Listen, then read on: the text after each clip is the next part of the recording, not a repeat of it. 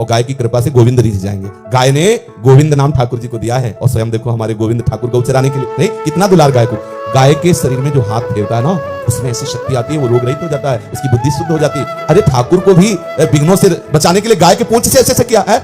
अब यहाँ गाय की तो सेवा छूट गई है, इनको देखा तो लोहे का छल्ला पहले तो क्या बोले घोड़े की नाल। अरे घोड़े की नाल से थोड़ी तुम्हारी कोई रक्षा हो जाएगी। इन हाथों से गौ सेवा करो, संत सेवा करो, धाम सेवा करो, कोई शनिचर राव शुक्र कुछ नहीं आएंगे। हमारे पिता ने कभी पादुका जीवन में नहीं पढ़ी और किसान थे। गुरु की पादुका झोली पे, गीता जी, रामायण, गंगाजल, ये साथ 10 बजे 11 बजे तक बैल की तरह मेहनत करते, हल जोतते नंगे पैर, और फिर स्नान करके गुरु की पादुका का चरणामृत पीते, गीता और रामायण का पाठ करते और खड़े होकर आसपास देखते कोई संत महात्मा दिखाई दे जाए, तब फिर जो भोजन आया रुका सुखा उसे पाते और हर समय नाम जप करते हुए। और कभी बनियान कुर्ता नहीं पहना, एक नीचे अचला एक ऊपर अचला, मार्किन का, भीषण सर्दी में कभी स्वेटर कभी बनियान कर। ऐसे महान तपस्वी ब्रह्म ऋषि 1 रुपया कभी बेईमानी का नहीं आ सकता, एक भी कोई अधर्माचरण घर गृहस्थी में नहीं कर सकता, मोहल्ले में प्याज लहसुन नहीं आ सकता। मतलब ऐसे पांडित्य, ऐसे भागवतिक भाव। और शाम के जब पूरा परिवार बैठता तब भागवत की चर्चा होती, सब भागवत सुनते, अपनी अपनी सैया में जाओ, 4 बजे फिर उठ के फिर शुरू भगवत कीर्तन, भगवत नाम, शंकर ध्वनि, आरती, पूजा।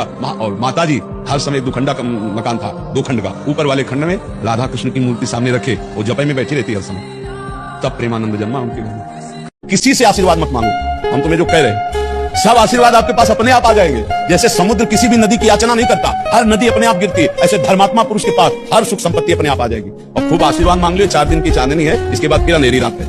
ये 4 दिन का फ्यूज होने वाले हैं। ये सब दीपक जो भगवत प्रेम से जलता है वो निरंतर जलता रहता है, सनातन चलता रहता है। ये ड्रामेबाजी में कुछ नहीं, किसी को कोई ठीक नहीं कर सकता, पक्की बात है।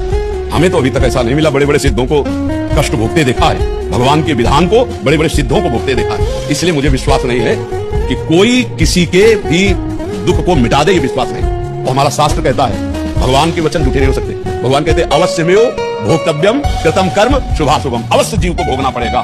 इसलिए मत रहो, हमने कमाया है हम ही खाएंगे, अब अगली कमाई अच्छी करेंगे। अब पीछे बाजरा बोया है तो हम दूसरे के गेहूं देखकर ललचाए नहीं, अपने बाजरा को खा लेते हैं और अगली फसल हम काजू पिस्ता की बो देंगे, काजू पिस्ता मिलेगा। अगली फसल हमारी गंदी नहीं होनी चाहिए, पिछली गंदी हुई है। किसी से आशीर्वाद मत मांगो, हम तुम्हें जो कह रहे हैं सब आशीर्वाद आपके पास अपने आप आ जाएंगे। जैसे समुद्र किसी भी नदी की याचना नहीं करता, हर नदी अपने आप गिरती। हमेशा मेरी ताकत बनने के लिए शुक्रिया, हमेशा मेरा ख्याल रखने के लिए शुक्रिया, हमेशा मुझे हर हाल में हर हालात में सपोर्ट करने के लिए शुक्रिया। कुछ तो लोग कहेंगे, जितना उनका दिमाग उतना कहेंगे। अगर हम लोगों के लिए जिए तब तो छोड़ दो कि तुम सुख शांति से जी सकते हो। लोग तुम्हें सुख शांति से, अगर उनके कथनानुसार चलोगे, लोगों का अलग दिमाग रहता है और सब लोगों की वृत्ति को हम प्रसन्न कर सके ऐसा संभव बस्ती में चले। लोग क्या कहते हैं ये हमें मतलब, हमको ये देखना है कि हम गलत तो नहीं है ना। अगर हम गलत हैं, लोग हमको गलत कह रहे हैं तो हमें सुधार करना चाहिए, हमें बुरा नहीं मानना चाहिए। और अगर हम सही चल रहे हैं, तस्मात् शास्त्रम प्रमाणन्ते कार्या कार्यो विवर्तितो, ये लोग क्या कहते हैं